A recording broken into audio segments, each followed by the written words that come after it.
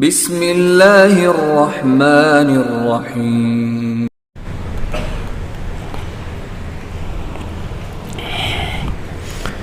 ان الحمد للہ نحمده ونستعینه ونستغفره ونعوذ بالله من شرور انفسنا ومن سیئات اعمالنا من يهده الله فلا مضل له ومن يضلل فلا هادي له وأشهد أن لا إله إلا الله وحده لا شريك له وأشهد أن محمدا عبده ورسوله يا أيها الذين آمنوا اتقوا الله حق تقاته ولا تموتن إلا وأنتم مسلمون يا أيها الناس اتقوا ربكم الذي خلقكم من نفس واحدة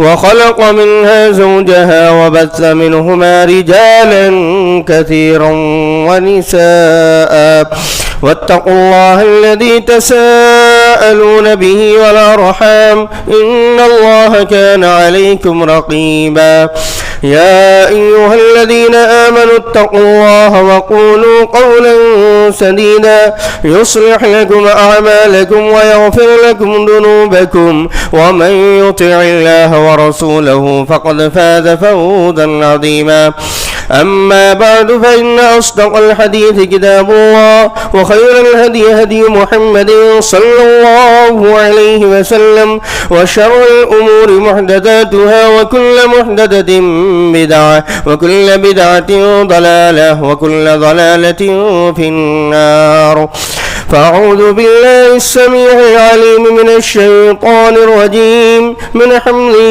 ونفخه ونفثه بسم الله الرحمن الرحيم يا أيها الذين آمنوا كتب عليكم الصيام كما كتب على الذين من قبلكم لعلكم تتقون رب اشرح لي صدري ويسر لي أمري واحلل عقدة من لساني يفقهوا قولي رب زدني علما اللهم رب زدني علما سبحانك لا علم لنا إلا ما علمتنا إنك أنت العليم الحكيم محترم بزرگان دین، نوجوان ساتھیو، عزیز بچوں، پردہ نشین خواتین اسلام، سورہ بقرہ سورہ نمبر 2 کی ایک آیت نمبر 183 پڑھی گئی۔ اس مناسبت سے خطبہ جمعہ کا موضوع ہے روزہ کے احکام و مسائل۔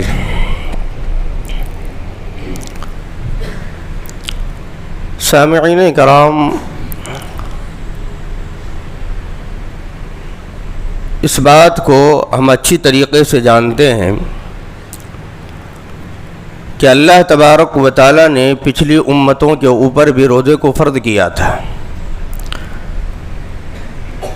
نبی کریم صلی اللہ علیہ وسلم کی جب بعثت ہوئی، امت محمدیہ لوگ جب کہلائے تو اللہ تبارک و تعالی نے اس امت محمدیہ کے اوپر بھی روزے کو فرض کیا۔ مقصد، غرض و غایت جو اللہ تبارک و تعالی نے بیان کی ہے، اگر وہ چیزیں روزہ رکھنے کے بعد حاصل نہ ہو تو پھر روزہ رکھنے کا کوئی فائدہ نہیں ہے۔ اللہ تبارک و تعالی نے فرمایا یا ایھا الذین آمنوا کتب علیکم الصیام کما کتب علی الذین من قبلکم لعلکم تتقون، اے وہ لوگوں جو ایمان لائے ہو۔ اللہ نے بات بھی کی، گفتگو کا سلسلہ بھی شروع کیا تو مومنوں سے، جو اللہ پر یقین رکھتے ہیں، ایمان رکھتے ہیں، جو اللہ کو ماننے والے ہیں، جن کا یقین ہے کہ اللہ نے جو چیز فرض کر دی ہے ہمیں اس کو پورا کرنا ہے، یقین کے ساتھ اس کو سچا مان کر کے۔ تو اللہ نے کہا اے ایمان والو جو مومن ہو، تم سے پہلے جو لوگ گزر گئے ان کے اوپر روزے فرض تھے، اسی طریقے سے اللہ نے تمہارے اوپر بھی روزے کو فرض کیا ہے. لعلکم تتقون، مقصد یہ ہے، غرض و غایت یہ ہے روزے کا کہ تمہارے اندر پرہیزگاری آ جائے، تقوی آ جائے. اب تقوی کے معنی آتے ہیں بچنا، وقایقی بچانا، اتقا یتقی بچنا. انسان گناہوں سے بچتا ہے، حرام کاری سے بچنے کی کوشش کرتا ہے، حلال چیزیں جو اس کے لیے جائز ہے، حلال ہے، روزے کی حالت میں ان چیزوں سے بھی بچتا ہے. تو اللہ نے کہا لعلکم تتقون، تمہارے اندر تقوی آ جائے، پرہیزگاری آ جائے، متقی ہو جاؤ، پرہیزگار بن جاؤ. لیکن یہ جو دن ہے ایام معدودات، چند ہی دن ہے اور ان کو پورا کرنا ضروری ہے. یہ ایک ٹریننگ ہے ایک مہینے کے لیے کہ اگر آدمی اس مہینے کو تقوی کی زندگی اگر گزار لیتا ہے تو پھر 11 مہینے اس کا اثر رہتا ہے. تو اللہ تبارک و تعالیٰ نے اس کو ہر سال ہمارے لیے منتخب کیا اور رکھا ہے کہ ہماری ٹریننگ جو ہے وقت پر ہوتی رہے اور انسان جو ہے پرہیزگاری کی زندگی کو نہ چھوڑے. اسی لیے اللہ تبارک و تعالیٰ نے فرمایا لعلکم تتقون.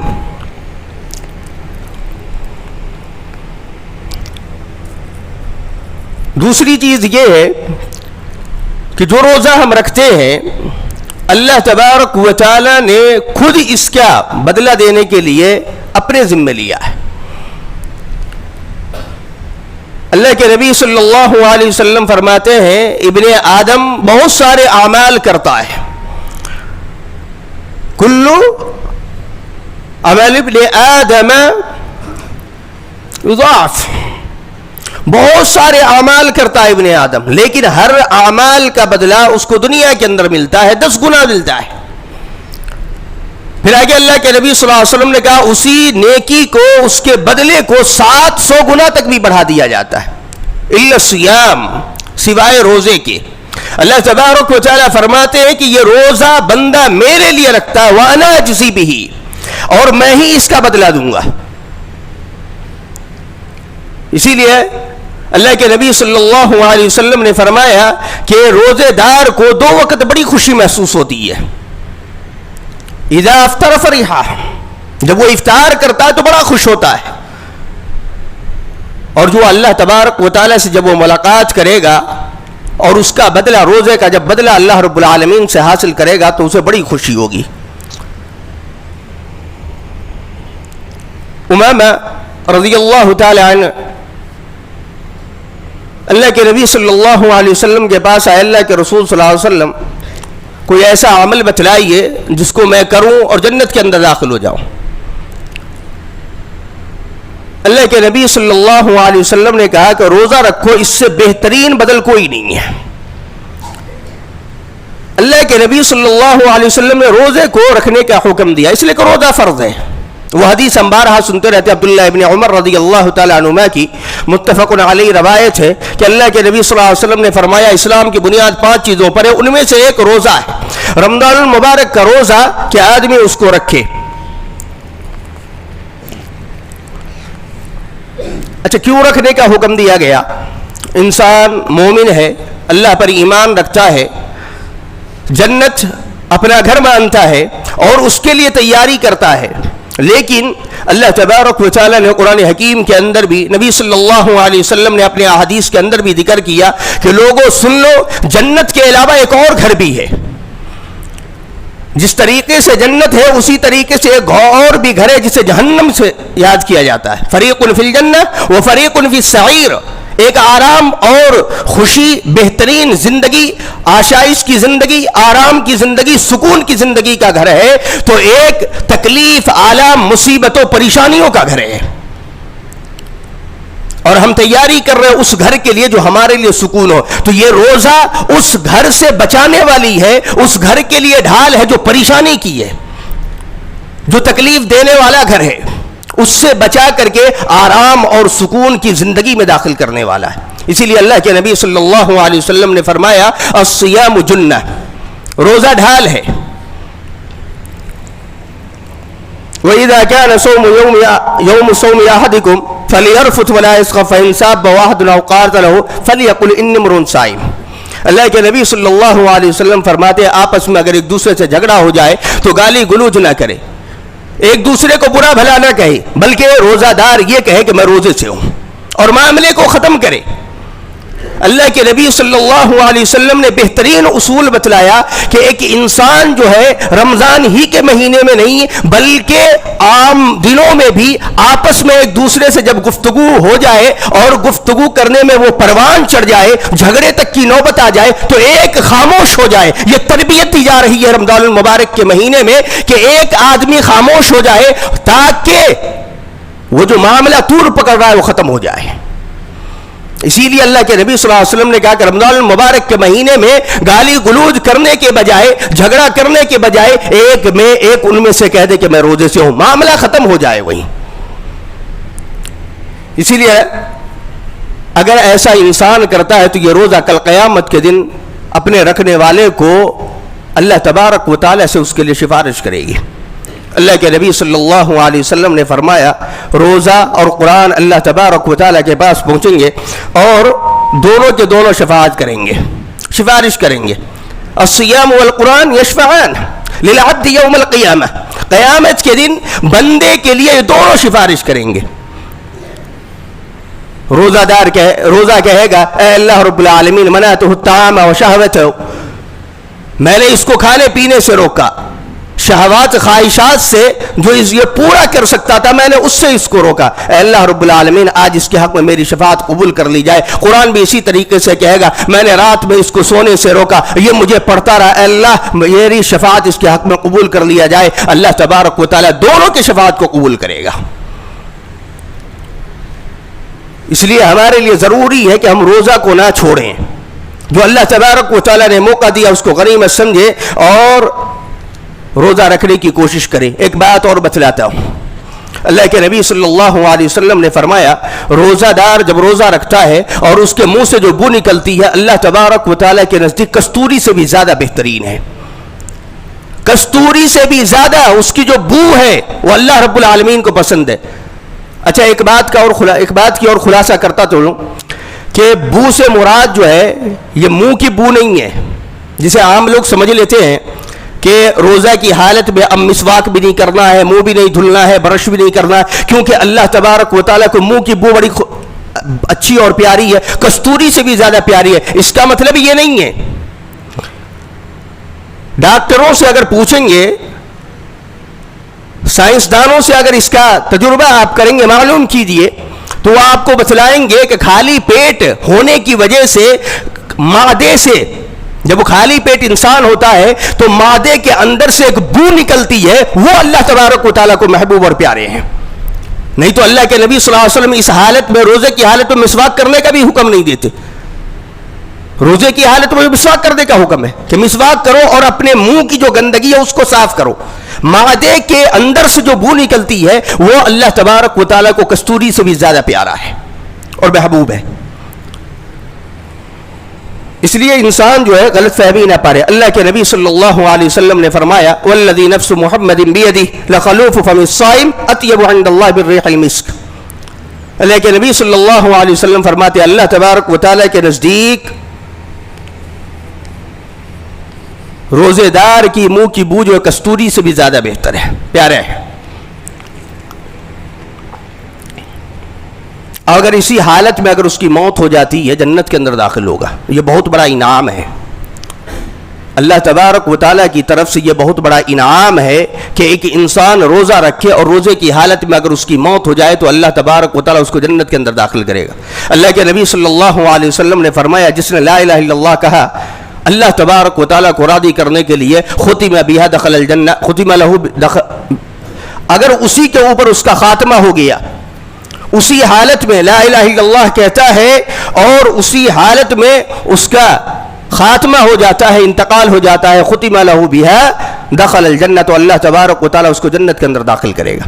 اسی طریقے اللہ کے نبی صلی اللہ علیہ وسلم نے فرمایا ومن صام یوما ابتغاء وجہ اللہ ختم لہ بہا دخل الجنہ. ایک انسان ایک دن کا روزہ رکھتا اللہ تبارک و تعالیٰ کے لیے اور اللہ کو راضی کرنے کے لیے، اسی حالت میں اس کی موت ہو جاتی ہے، اللہ اس کو جنت کے اندر داخل کرے گا. اللہ کے نبی صلی اللہ علیہ وسلم نے آگے فرمایا کوئی انسان صدقہ و خیرات کرتا ہے اللہ تبارک و تعالیٰ کو راضی کرنے کے لیے اور اسی حالت میں اگر اس کی موت ہو جاتی ہے اللہ اس کو بھی جنت کے اندر داخل کرے گا. تو یہ جنت میں داخل ہونے کا ایک ذریعہ ہے. اللہ کے نبی صلی اللہ علیہ وسلم کے پاس ایک دیہاتی آیا، دیہات کا رہنے والا ایک انسان آیا اور اللہ کے نبی صلی اللہ علیہ وسلم سے کہتا اللہ کے رسول مجھے ایسا عمل بتلائیے جس کو میں کروں تو جنت کے اندر داخل ہو جاؤں. اور اللہ کے نبی صلی اللہ علیہ وسلم نے صحابہ کرام سے اس کے بارے میں آخر میں کہا کہ اگر کوئی دنیا کے اندر کسی جنتی کو دیکھنا چاہتا تو اس کو دیکھے، کیونکہ یہ جو وعدہ کر کے جا رہا ہے اگر اس نے اس کو پورا کر دیا تو یہ جنتی ہے. اللہ کے نبی صلی اللہ علیہ وسلم نے اس کو عمل بتلایا تعبد اللہ لا تشرک بہ شیئا، اللہ کی عبادت کرو اس کے ساتھ کسی کو شریک نہ کرو. پھر اللہ کے نبی صلی اللہ علیہ وسلم نے کہا جو فرض نمازیں ہیں اس کو ادا کرو اور جو فرض زکوٰۃ ہے اس کو بھی ادا کرو، اور اس کے بعد کہا کہ رمضان المبارک کے مہینے کا روزہ رکھو. اللہ کے نبی صلی اللہ علیہ وسلم نے آخر میں کہا من سرہ ينظر الى رجل من اہل الجنہ فلینظر الى هذا، اگر کسی کو جنتی دیکھنا تو اس انسان کو دیکھے یہ جنتی جا رہا ہے. کیونکہ اس زمانے کے اندر لوگ جو وعدہ کرتے تھے اس کو پورا کیا کرتے تھے. اللہ کے نبی صلی اللہ علیہ وسلم نے اس کو جنت کی بشارت دی کیونکہ یہ روزہ جنت میں جانے کا ایک ذریعہ ہے. اب جو انسان روزہ نہ رکھے اس کی کیا حالت ہوگی؟ بہت ساری چیزیں ہم نے فضیلتیں سن لی کہ روزہ رکھنے سے یہ سارے فائدے ہوں گے، لیکن اگر کوئی انسان نہ رکھے تو اس کا کیا ہوگا؟ اللہ کے نبی صلی اللہ علیہ وسلم نے اپنا ایک خواب ذکر کیا.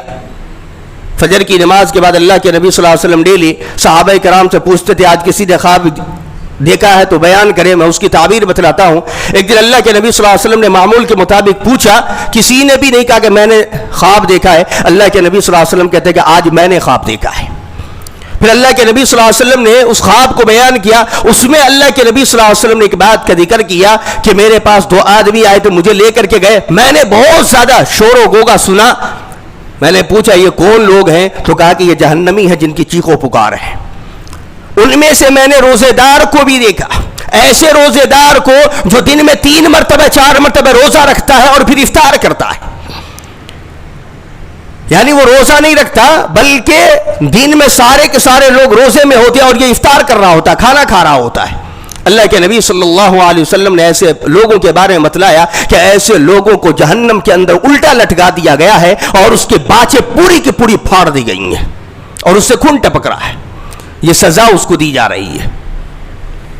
اچھی نعمت بھی اللہ تبارک و تعالیٰ دیتا ہے اس کے بدلے میں، اور نہ رکھنے کی وجہ سے اللہ رب العالمین سزا بھی دیتا ہے. اسی لیے اللہ تبارک و تعالیٰ نے قرآن حکیم کے اندر جہاں غفور الرحیم کا ذکر کیا وہاں عذاب کا بھی ذکر کیا ہے. نبی عبادی انی انا الغفور الرحیم وان عذابی هو العذاب العلیم. میرے بندوں سے کہیے اللہ معاف کرنے والا ہے، اور یہ بھی بتلا دیجئے میرے بندوں سے کہ اللہ عذاب بھی دینے والا ہے. تو انسان اگر کرتا ہے فائدے میں ہے اور اگر نہیں کرتا ہے تو پھر انسان جو ہے نقصان میں، گھاٹے میں ہے. چلیے میں آپ کو 2-4 مسئلے بتا کر کے بات کو ختم کرتا ہوں. روزہ ہم اور آپ رکھتے ہیں، نیت کرتے ہیں، نیت کرنا ضروری ہے. اللہ کے نبی صلی اللہ علیہ وسلم نے فرمایا کہ طلوع فجر سے پہلے آدمی کو چاہیے کہ فرض روزے کی نیت کر لے، اس لیے کہ فلا صیام لہ، اگر کوئی انسان روزے کی نیت نہیں کرتا تو اس کا روزہ نہیں ہوتا ہے. اس سے پہلے ہم اور آپ بارہا سن چکے ہیں کہ نیت جو ہے دل کا نام ہے. انسان زبان سے نہ بول کر کے اٹھنے کے وقت اپنے دل کے اندر یہ ارادہ کرے، یہ نیت کرے کہ آج مجھے روزے سے رہنی ہے، اور یہ ڈیلی کرنا ہے. ایسا نہیں کہ رمضان کے پہلے روزے میں کر لیا پورا مہینہ پار ہو گیا، ایسا بھی نہیں ہے، بلکہ ڈیلی کرنا ہے جو روزہ آپ رکھ رہے ہیں. ہاں نفلی روزے ہیں وہ آدمی جو ہے ظہر سے پہلے اگر کھایا پیا نہیں ہے تو نفلی روزوں کی نیت کر سکتا ہے، لیکن فرض کی طلوع فجر سے پہلے انسان کو روزے کی نیت کرنا ضروری ہے. ایک الفاظ ہے، ایک دعا ہے جو ہمارے درمیان بڑے مشہور ہو گئے ہیں، جس کی کوئی حقیقت نہیں اور کوئی اصل نہیں ہے. اگر اس کے معنی پر غور و فکر کریں گے تو آپ کو سمجھ میں آئے گا کہ ایسے الفاظ نبی صلی اللہ علیہ وسلم سے کبھی صادر نہیں ہو سکتے. کبھی آپ نے ایسے فرمایا ہی نہیں بصوم غد نبیت من شہر رمضان.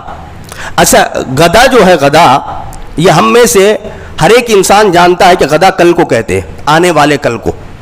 اسی لیے اللہ تبارک و تعالیٰ نے کہا یا ایھا الذین آمنوا اتقوا اللہ ولتنظر نفس ما قدمت لغد واتقوا اللہ. آنے والا جو کل ہے, کل قیامت کا دن جو ہے, اس کے لیے تم نے کیا تیاری کی ہے؟ تو آنے والے کل کو غدن کہتے ہیں. اب انسان روزہ رکھتا ہے, افطاری کا سحری کرتا ہے آج کی, اور وہ نیت کر رہا کل کی. اب خود غور و فکر کریں ہم کہ ایسے الفاظ کیا نبی صلی اللہ علیہ وسلم سے صادر ہو سکتے ہیں؟ نہیں ہو سکتے. اس کا مطلب یہ ہے کہ ایسے الفاظ کو بنایا گیا. بصوم غد نبیت من شہر رمضان, تو اس دعا کی کوئی حقیقت نہیں, بلکہ انسان دل سے نیت کرے. دوسری چیز ہے سحری کرنا. اللہ کے نبی صلی اللہ علیہ وسلم نے سحری کے تعلق سے فرمایا کہ سحری کرو, تسحروا فإن فی السحور برکہ. سحری کرو اس لیے کہ سحری کے اندر اللہ تبارک و تعالیٰ نے برکت رکھی ہے, اور سحری کرنے میں برکت ہے. سب سے بہترین سحری یہ کہ انسان کھجور کو کھائے. کھجور کھائے, اللہ تبارک و تعالیٰ نے اس کے اندر بڑی طاقت رکھی ہے. ابو داؤد کی روایت ہے, اللہ کے نبی صلی اللہ علیہ وسلم نے فرمایا نعم سحور المؤمن التمر. مومن کی سحری, سب سے بہترین سحری مومن کی کھجور ہے, وہ کھجور کو کھائے. اسی طریقے سے افطاری ہم اور آپ کرتے ہیں. اللہ کے نبی صلی اللہ علیہ وسلم نے افطاری کے تعلق سے فرمایا کہ افطاری میں جلدی کرنی چاہیے. برابر امت جو ہے بھلائی کے اندر رہے گی ما عجل الفطرہ, جب وہ افطاری میں جلدی کرتی رہے گی. اور افطاری کرنے کا طریقہ ہم اور آپ تو جانتے ہی ہے کہ اللہ کے نبی صلی اللہ علیہ وسلم پہلے گیلی کھجور سے افطاری کیا کرتے تھے. وہ نہیں ہوتا تو سوکھی کھجور سے کرتے, اگر وہ بھی نہیں ہوتا تو آپ پانی کے گھونٹ سے کر لیا کرتے تھے. بعض جگہوں پر نمک سے کرنے بڑا مشہور ہے کہ اللہ کے نبی صلی اللہ علیہ وسلم نمک سے افطاری کیا کرتے تھے. یہ صحیح نہیں ہے, اور یہ قرآن و حدیث میں کہیں بھی اس کا ذکر نہیں ہے. لوگوں نے اپنی طرف سے اس کو بنا لیا ہے. اس لیے نبی کریم صلی اللہ علیہ وسلم کی سنت پر ہمیں اور آپ کو چاہیے کہ ہم عمل کریں. ایک مسئلہ اور ہے کہ رمضان المبارک کے مہینے میں اگر کوئی انسان عمرہ کرتا ہے تو حج کرنے کے برابر اس کو ثواب ملتا ہے. رمضان المبارک کے مہینے میں عمرہ کرنا, اللہ کے نبی صلی اللہ علیہ وسلم نے ایک انصاری عورت سے فرمایا تھا کہ تم نے حج کیوں نہیں کیا؟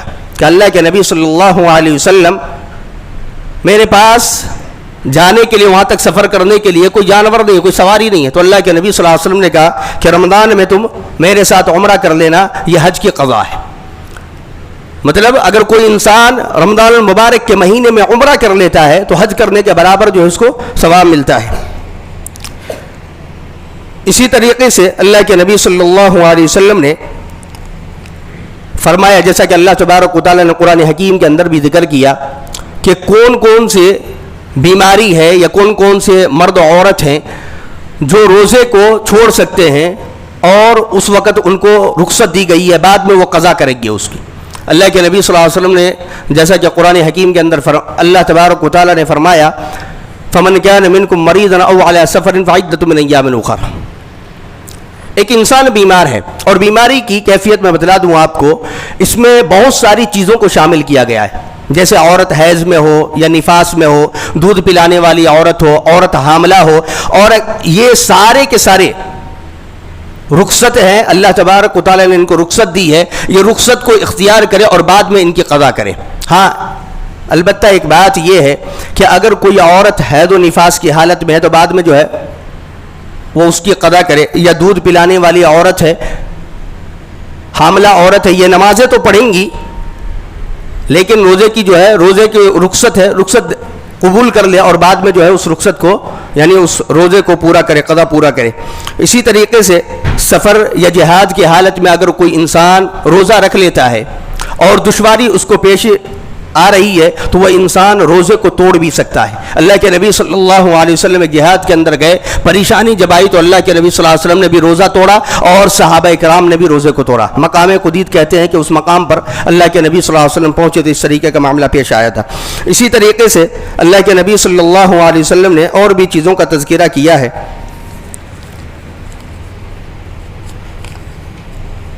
بیماری کی کیفیت میں جیسے بڑھاپا ہے یا ایسی بیماری جس سے پلٹنے کی کوئی امید اور توقع نہ ہو، تو ایسی حالت میں آدمی جو ہے ایک مسکین کو کھانا کھلا سکتا ہے، 2 وقت کا کھانا ایک مسکین کو کھلائے، فدیے کے طور پر کفارہ ہے اس کا۔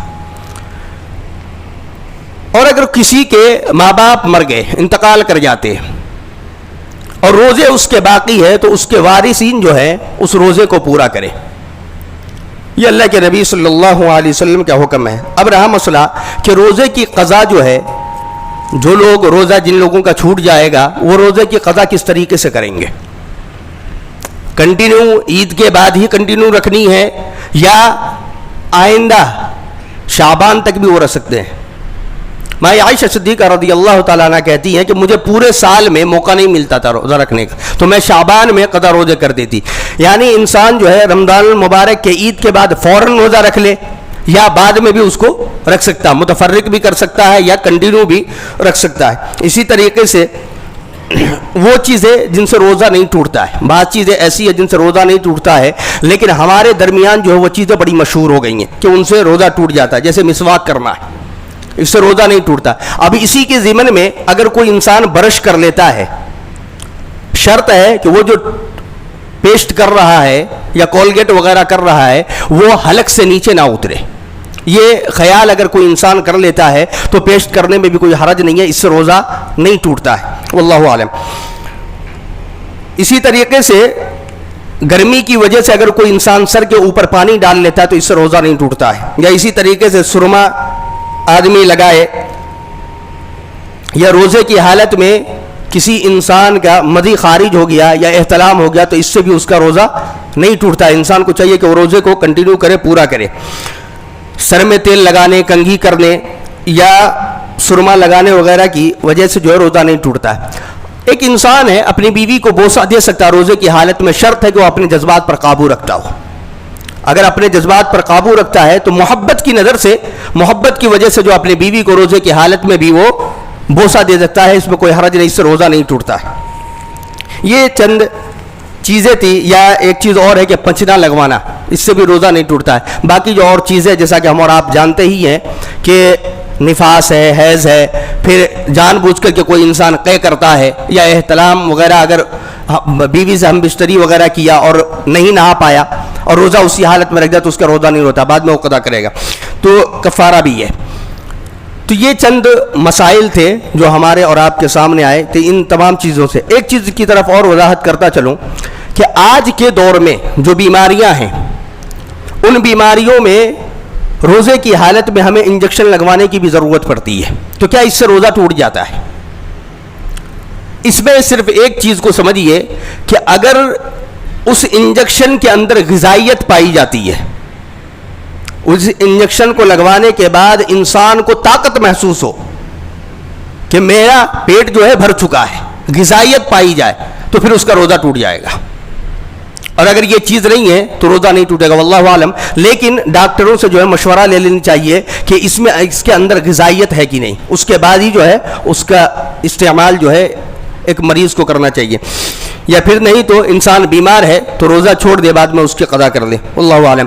دعا کرے اللہ رب العالمین سے اللہ تبارک و تعالی ہمیں اور آپ کو رمضان المبارک کے مہینے کو سمجھنے، روزہ رکھنے اور اللہ تبارک و تعالی اس کے برکات کو حاصل کرنے کی توفیق دے۔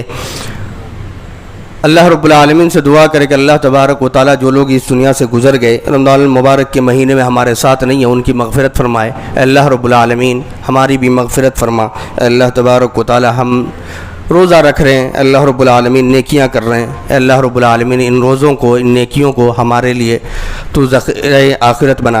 اے اللہ تبارک و تعالی ہماری ان نیکیوں کو قبول فرما۔ اے اللہ رب العالمین جن کے ماں باپ گزر گئے ان کی مغفرت فرما۔ اے اللہ جن کی زندہ ہیں ان کی اولاد کو ماں باپ کی خدمت کرنے کی توفیق عطا فرما۔ اے اللہ رب العالمین جو بیمار ہیں ان کو شفاء کلیہ عطا فرما، آمین۔ بارک اللہ لنا ولکم فی القرآن العظیم ونفعنا وإیاکم بالآیات والذکر الحکیم، انہ تعالی جواد کریم ولکم